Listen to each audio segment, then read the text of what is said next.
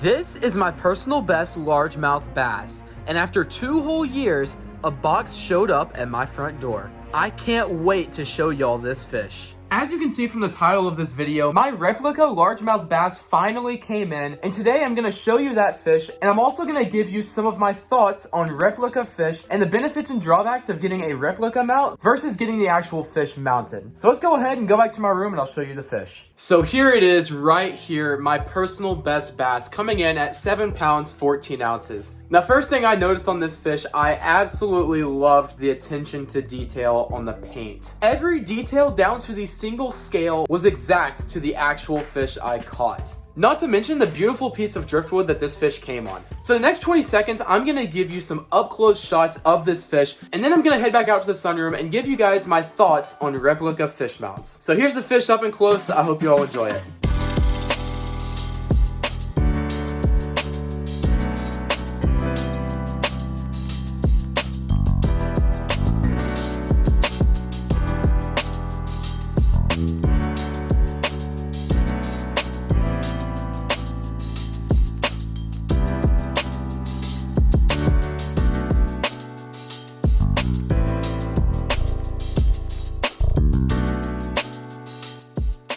So now that you've seen my fish, I want to talk about the benefits and drawbacks of getting a replica fish mount. So the first most obvious benefit of getting a replica fish mount is that your actual fish gets to swim off and live another day. This has always been the biggest reason that I've wanted to get replica fish mounts for all my personal best if possible, because personally I don't want to take a giant bass or giant crappie or any fish for that matter out of the lake and kill it for no reason other than just putting it up on the wall to have bragging rights. Nowadays, there's some really talented taxidermists out there that can do replica mounts that look exactly like your fish, and your fish gets to live another day and possibly be caught by somebody else so they can enjoy it too. So another benefit of getting a replica mount is that they actually last longer than the actual fish. Over time, if you get your actual fish mounted, they start to deteriorate over time and the quality starts to go down and they don't look as good as the first day you got them. Replica mounts will maintain their quality from day one all the way through. And from what I've read, and I can't speak from experience on this because I don't actually have a real fish mount, replica fish mounts are much easier to clean as well. Now, I kind of touched on this just a second ago, but the last thing I want to talk about that really sold it for me is how good these replica mounts look nowadays. Personally, I think that the replica mount that I got would look better than the actual fish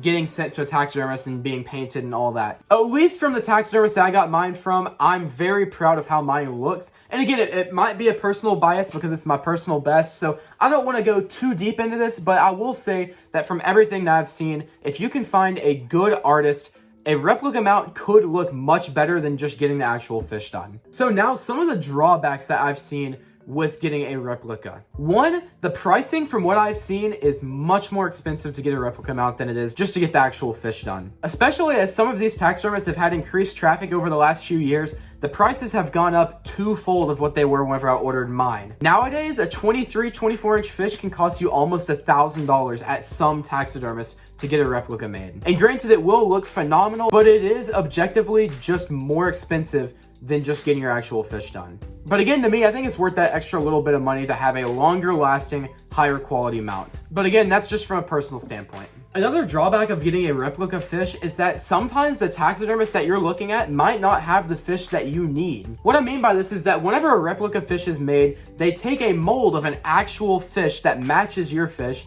and they recast it and paint it, and that's your fish. But let's say your fish has really unique measurements on it, they might not have a mold matching that fish. Now granted, a lot of times they will make accommodations and they can find a cast that looks almost exactly like your fish, but it's not gonna be perfect every single time, and it depends on who you look at. Some of the taxidermists I looked at had a massive portfolio of different molds, and so they could fit almost any fish, but some others didn't have as much, and so it really, again, it depends on who you look at on if they're going to be able to make your fish or not. And again, it's a small chance that they won't be able to, but if you get like an 8-pound smallmouth or something just insane, it might be a little bit harder. And also kind of at the tail end of this, something that I probably should have mentioned earlier, a lot of times the taxidermist will tell you what you need for a fish, but if you're in the moment and you've just caught your personal best bass, crappie, smallmouth, anything, if you're even considering getting a replica, you're gonna need the length measurement, the weight if possible, and the girth around the fish. Now for me, I only had the weight and the length, but the person that I went to looked at the pictures and was able to find a mold that fit my fish. But again, it's ideal if you have all three of those measurements, length, weight, and girth, and that'll make it a lot easier for a taxidermist to find exactly what mold fits your fish. So yeah, I hope you all enjoyed this super quick video talking about my replica fish. If you've ever had a fish mounted, real or replica, drop a comment down below and tell me what that fish was. I'm interested to hear